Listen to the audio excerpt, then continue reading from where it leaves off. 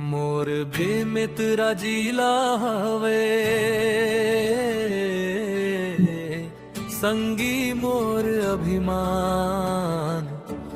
नवागढ़ साजा बिरला बेमितरा के हवे शान। नवागढ़ साजा बिरला बेमितरा के हवे शान।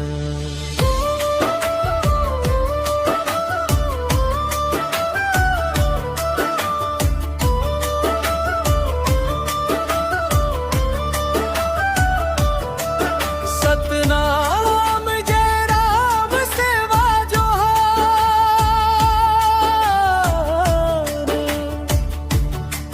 सतनाम जय राम सेवा जोहार ले होते संझा बिहान। मोर बे में तेरा जिला हवे, संगी मोर अभिमान। मोर बे में तेरा जिला हवे, संगी मोर अभिमान। आवव गाबो जी बे में तेरा के गाथा गाबो ना। नवागढ़ साजा बेरला के जुर्मिल मान बढ़ावो ना।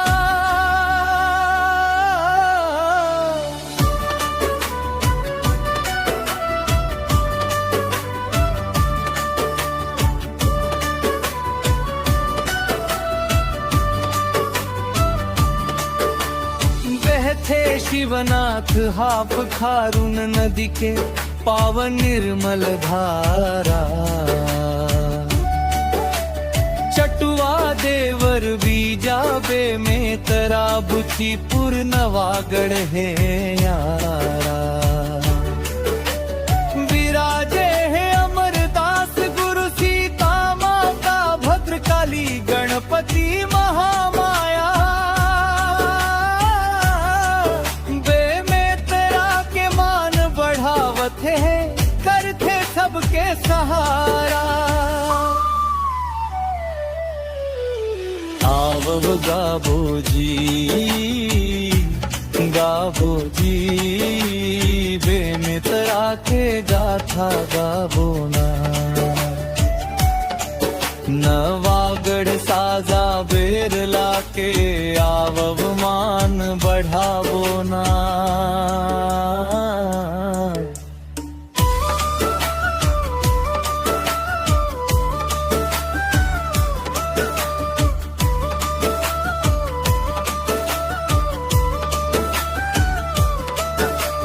मेहनत कर अन्नदाता मन धरती मऊगा थे सोना। हरेली देवारी होली गुरु पर्व मना थे तीजा पोरा। पंथी सुवाद दरिया करवाना चा संग गाथे जस जगराता। पुरखा के रीति चलावत जुर्मिल संस्कृति से है गहरा नाता। राखी के डोरी संग म बंधागे, मया भरोसा के अमर बंधना। जुर्मिल के सब रही थे संगी, सदा बने हवयम भाईचारा। आवव गाबो जी बे में तेरा के गाथा गाबो ना। नवागढ़ साजा बेरला के आवव मान बढ़ावो ना।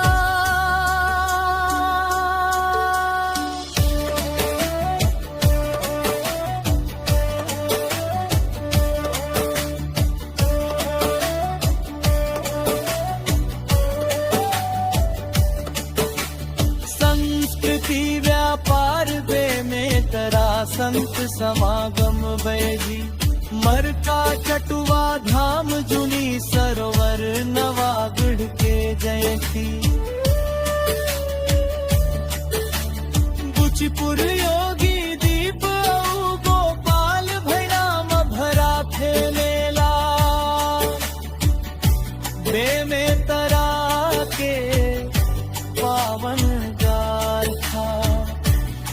अवभय